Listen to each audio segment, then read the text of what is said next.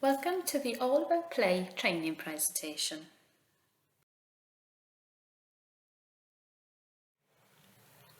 The aim of this training presentation is to have an understanding of the stages of play, the importance, play and development, what skills are needed in order to play, and also some strategies to help further develop sensory and physical skills through play.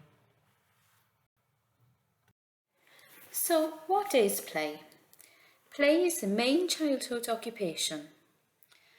It's been described as having intrinsic value as something that children do spontaneously for fun and without interference from adults. Children are experts in their own play, and there's far more going on in their play that we can usually see from the outside. They quite often have their own ideas. According to the Welsh Assembly Government Play Policy in 2002, play should be freely chosen, personally directed and intrinsically motivated. There are no external goals or reward, and it's an integral part of healthy development, not only for individual children, but also for the society in which they live. But most of all, play must contain the just right challenge. If it's too easy, then the children won't be challenged enough and won't learn, and if it's too difficult, they will avoid and not engage.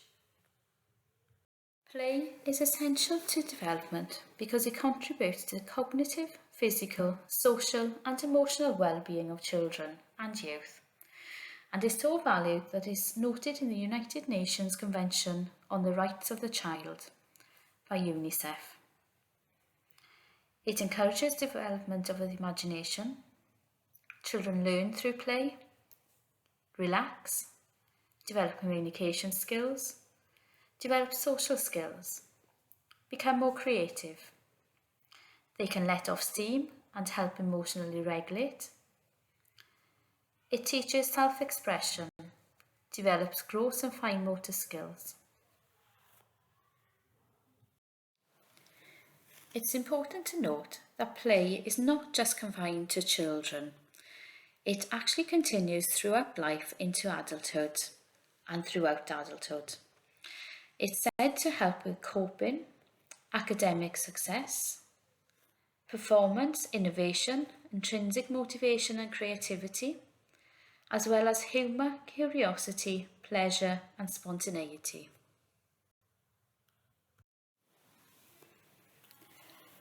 Playing can promote a child's brain development in many ways, including providing crucial life experiences to set the grounds for brain growth. Infant brains are equipped with an overabundance of brain cell connections, i.e. synapses. Synapse overproduction allows information captured from the early years to build a foundation for the brain.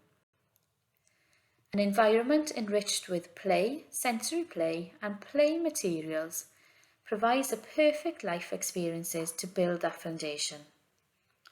If those experiences are absent, the related synapses will be lost. Neuroscientists discovered that enrichment such as toys, games and playing can alter brain chemistry and physiology. The brain area associated with higher cognitive processing, i.e. the cerebral cortex, can benefit from environmental enrichment and play more than other parts of the brain. The prefrontal cortex, as mentioned previously, is said to be very involved in the development of executive functioning, for example, working memory, problem solving, etc. Things that are said to have a negative impact on the functioning of this includes stress, lack of sleep, being sad, lonely, and not physically fit. Therefore, well-being plays a major part on the neurodevelopment, along with play. There are said to be 5 stages of play, starting with unoccupied play, from about birth to 3 months, At this stage, the baby is making lots of movements with their arms, legs, hands and feet, etc. They're learning about discovering how their body moves. Solitary play is next. This is a stage when a child plays alone. They're not interested in playing with others quite yet. Moving on to spectator or onlooker behaviour play. During this stage, a child begins to watch other children playing but does not want to play with them. At associate play, a child starts to interact with others during play. There's not a large amount of interaction at this stage. A child might be doing an activity related to the children around them, but might not be actually interacting with that other child. For example, children might all be playing at the same piece of playground equipment, but all doing different things. For example, climbing, swimming, etc. Cooperative play is the final stage, where the child plays together with others and has interest in both the activity and other children involved in playing. They are participating in cooperative play. There are several types of play.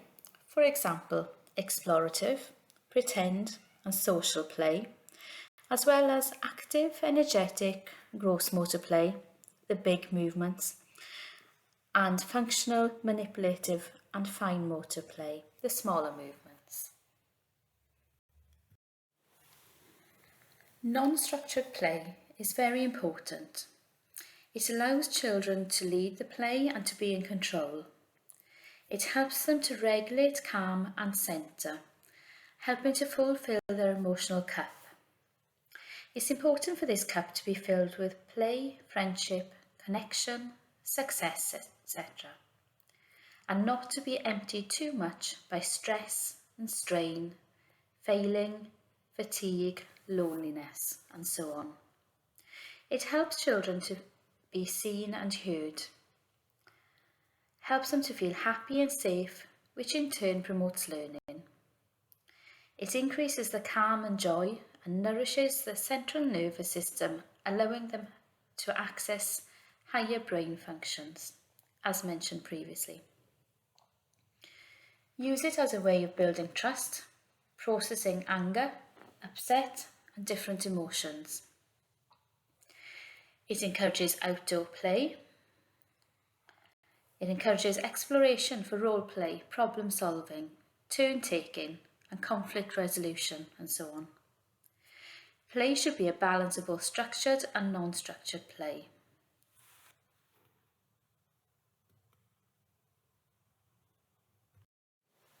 There can be many challenges to play.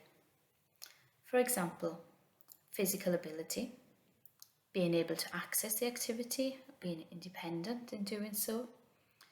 Communication, so understanding, interacting and engaging. Concentration, so being easily distracted, difficulty sitting still. Sensory issues, for example, being oversensitive. And cognitive ability, so being able to use imagination, motivation to engage further in play. The next few slides and the remainder of the presentation will focus on giving examples and talking through ways of using play to help address some of these challenges. Sensory integration is a term used to describe processes in the brain that allow us to take signals from our senses, make sense of these signals, and respond appropriately. For most of us, our development of sensory integration occurs when we are young as part of a normal development, and by the things we do, such as rolling, crawling, walking, and playing. However, for others, sensory integration is less well developed. Appropriate sensory integration is essential to everyday function. Sensory input coming along the nervous system to the brain is intense enough to be noticeable and useful, but it's not so intense that it's overwhelming. The brain is able to interpret and make use of the information to discriminate well. The level of demand the child is facing needs to be at the right level to enable them to succeed. Everything we do generates a sensory input, and in order to process this, our brains must be able to organise all the sensory information and use it to generate an appropriate response. Being able to process these senses is a complex skill, and it can be very hard to determine what senses to focus on and which ones can be screened out into the background. As well as the four more common senses of hearing, sight, smell and taste, we also have three other senses. The first being vestibular, and this is located in the inner ear and regulates balance and sense of where we are in space. For example, being on a stationary bus in a bus station. The bus alongside you starts reversing, and for a moment it feels as if you were moving, disorientating you for a moment until your vestibular sense kicks in, and then you realise that in fact it's the other bus that's moving. Activities to develop this sense include rolling, spinning, turning yourself upside down, climbing, hopping, being on a slide, bouncing, jumping, skipping and running. The next sense is the proprioceptive sense. These are located in our joints and muscles and slows us. As well as the four more common senses of hearing, sight, smell and taste, we also have three other senses. The first being vestibular. So this consists of receptors located in our inner ears and regulates balance and sense of where we are in space. For example, if you're stationary in a car and the car alongside you starts reversing, for a moment you feel that you were moving, disorientating you for a moment until your vestibular sense kicks in and you realise that in fact it's the other car that's moving. Activities that can help develop this sense include spinning, rolling, turning themselves upside down, climbing, hopping, being on a slide, bouncing, jumping, skipping, running. So lots of movement. The next sense is the proprioceptive sense. So here you have receptors located in our joints and muscles and allows us to feel where our body parts begin and end. These receptors in our joints and muscles send information to our brain to let us know where our bodies are, what they are touching, the pressure you're using, etc. The last sense is touch. Now this often works together with vestibular and proprioceptive senses. Skin is our largest organ and it sends an enormous amount of information to the brain every second, helping us to move around and make sense of the environment. All children learn through their senses. You might find that a child is maybe over or under responsive to some sensory information, and this can happen in one or more sensory system. For example, within tactile, you might look to touch everything, or you might have a child that avoids everything. Within vestibular, you might seek out opportunities for movement on bikes, climbing, swinging, rocking, etc. Or you might have a child that is quite afraid and apprehensive of this type of movement, preferring to maybe sit down and do fine motor activities. Difficulties can cause a child to become anxious, frustrated, or under-responsive and passive.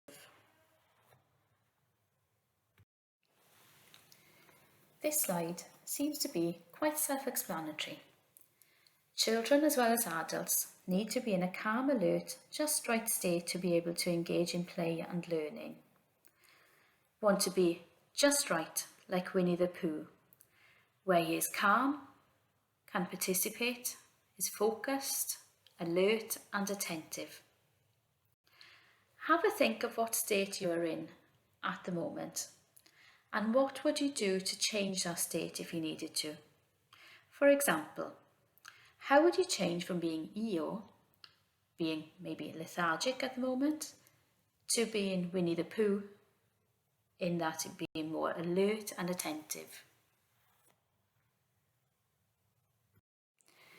If you have a child who is under aroused, so a little bit like Eeyore, a little bit too low, lethargic, tired, floppy, slow to respond or distracted, here are some activities that might wake that sensory system up to get that child to the right level of alertness to be able to engage and focus and be calm.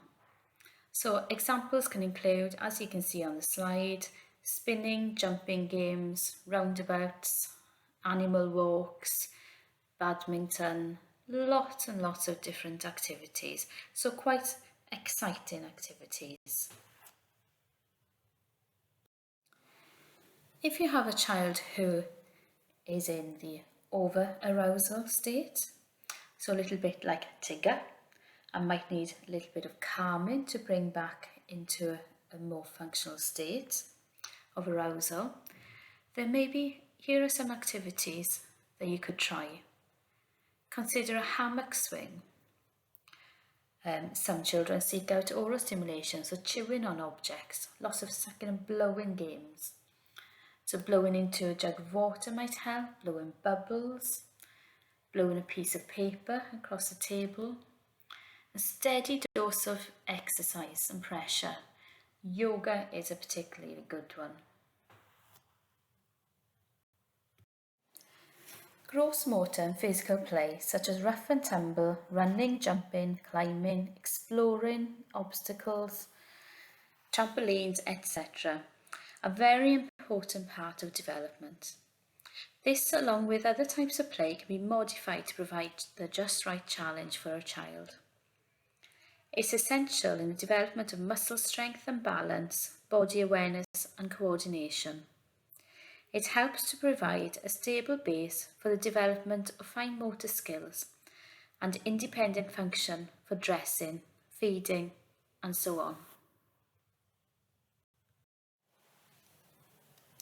Following on from the previous slide, in order to maximise fine motor skills and hand function, the child should have appropriate postural stability and strength, proprioceptive and tactile awareness for coordination. It's always a good idea to do some warm-ups before working on fine motor skills and hand function.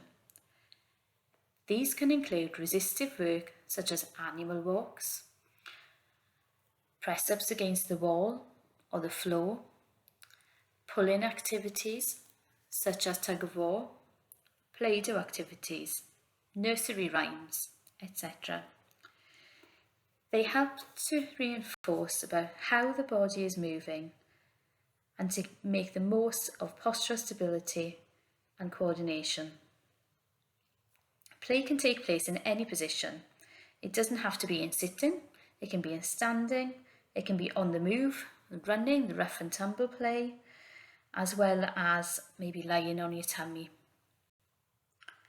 If the child is seated for play, then it's always important to make sure that the chair is the correct height so that their feet can rest on the floor, not dangle in the air, as this will allow the child to be more stable and then encourage their fine motor skills.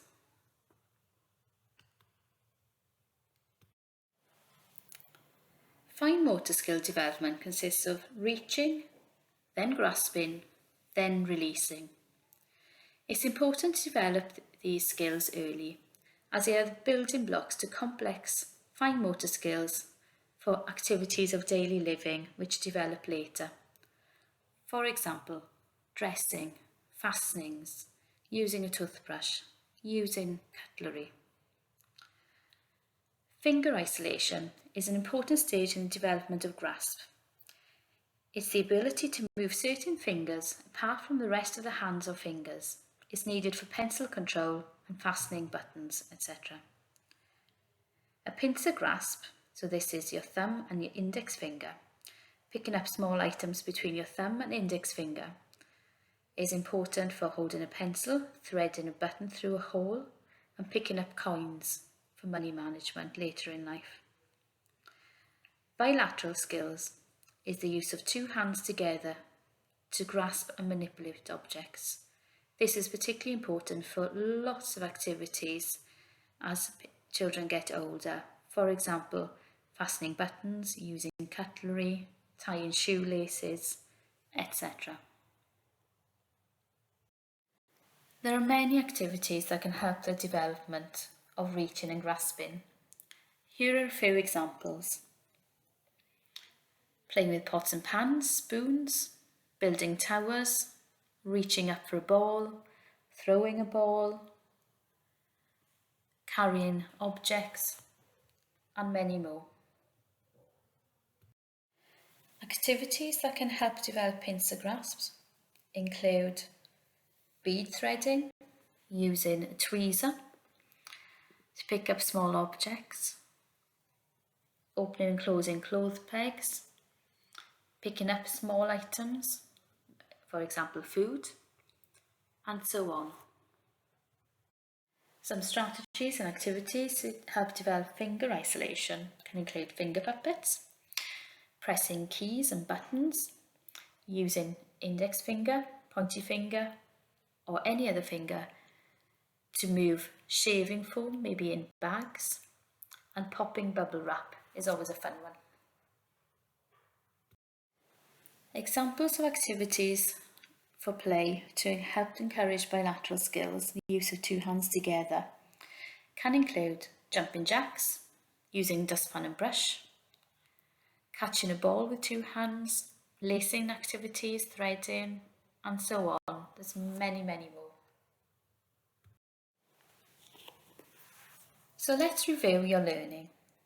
By now, you should have an understanding of the stages of play, the importance of play in development, what skills are needed in order to play, and have some strategies to take away with you to help further develop sensory and physical skills through play.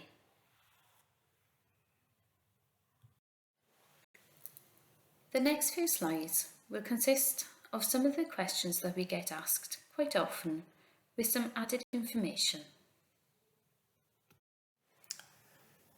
The question: what do I do if a child only engages in boisterous play?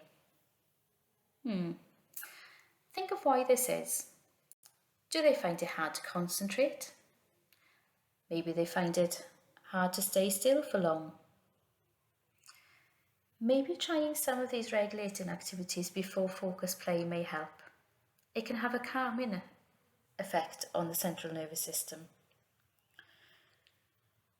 For example, there are pushing activities, weight-bearing activities, things like push-ups against the wall, climbing on a climbing frame, maybe helping with some gardening, maybe some Play-Doh activities where you're pushing against resistance, or maybe a calm-down tent where it's got some calming, soothing lights, music, maybe some weighted apparatus in there as well, like a weighted cushion. There's more activities to be seen as well on the over-arousal slide in this presentation. The question: there's a child in the class who seems to avoid specific types of play. So have a think of why they're avoiding this type of play. Is it because they're finding it too much of a challenge?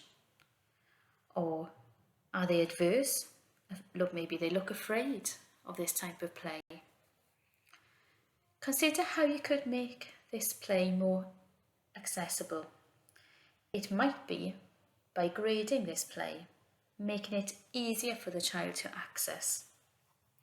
For example, If the child is avoiding messy play, then start with dry play and build up tolerance, including lots of different textures within this and then building up to more wet play. Preparation activities can help as well, things like pushing, pulling activities, things like animal walks, action songs, Play-Doh activities. Maybe they're avoiding fine motor play, for example scissors. Practice on cardboard or Play-Doh to make it a little bit easier. Maybe threading beads is an issue. So maybe practice with the larger beads and a thicker, sturdier thread, and then moving on to smaller beads.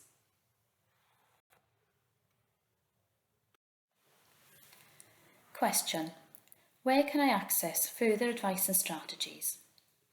We have a website where we have further information, advice and strategies, as well as our contact details and referral process if needed. You can find this via the link on the slide. Thank you for listening to the training presentation.